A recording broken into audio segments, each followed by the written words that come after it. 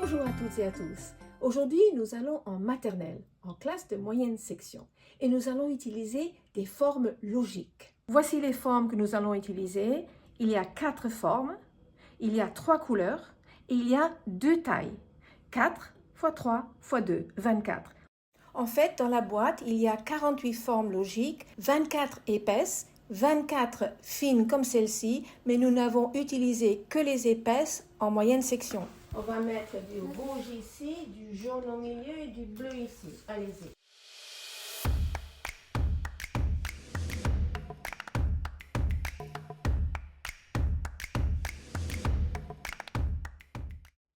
Attention, en maternelle, on distingue classé de trié. Là, les enfants ont pris toutes les formes et les ont classées selon leur couleur. Les rouges, les bleus et les jaunes. Trier, c'est un peu plus précis. Allons voir.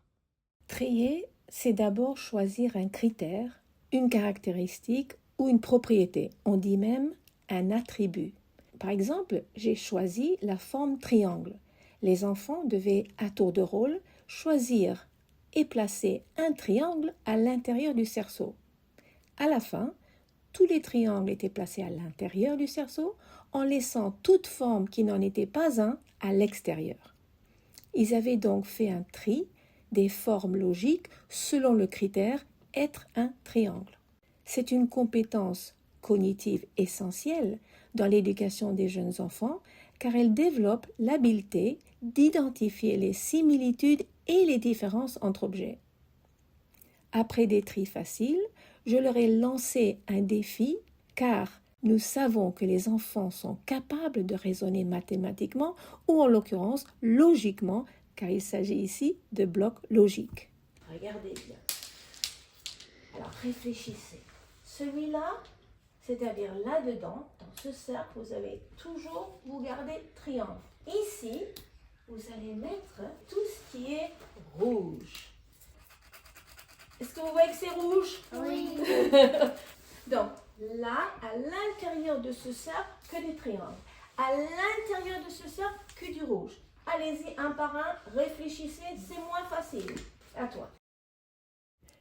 Ces élèves de moyenne section avaient bien placé les formes triangulaires à gauche et les formes rouges à droite.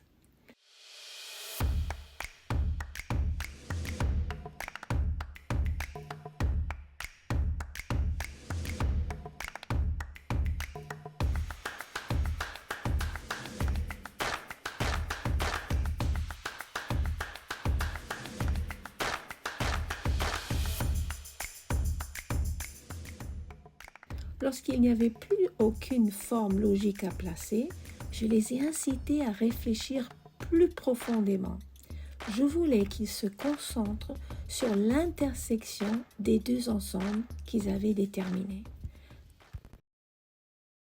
Est-ce qu'on est d'accord qu'on a des triangles? Oui. Est-ce qu'on est d'accord qu'on ait du rouge? Oui. Personne n'a osé mettre quelque chose ici. Qu'en pensez-vous de cette région? Qu'est-ce qu'on met ici? Est-ce qu'on peut mettre à l'intérieur de cet espace quelque chose qui est rouge et triangle? Oui? Ou est-ce qu'on a un triangle et rouge? Et rouge et triangle, qu'est-ce qu'on mettrait là? Oui! Est-ce qu'il y a un autre triangle qui est rouge? Non. Un triangle qui est rouge. Il n'y en a pas? Ah bah oui! Et vous avez compris, ce n'était pas simple pour un enfant de 4 ans. Ils ont dû identifier les formes qui vérifient 2 critères, triangle et rouge, et les ont mis dans l'intersection. Ça requiert une pensée complexe. Petit clin d'œil au philosophe Edgar Morin qui vient de nous quitter, qui m'a énormément marqué et qui a écrit un livre sur la pensée complexe. Pour aller plus loin, considérez 3 attributs. Par exemple, triangle, rouge et petit. Observez d'abord les enfants en action, puis aidez-les à réfléchir. Que vont-ils placer dans les 3 intersections de 2 ensembles et que vont-ils placer à l'intersection des 3 ensembles, tout au centre? Ah, ça fait travailler les méninges. À la prochaine vidéo.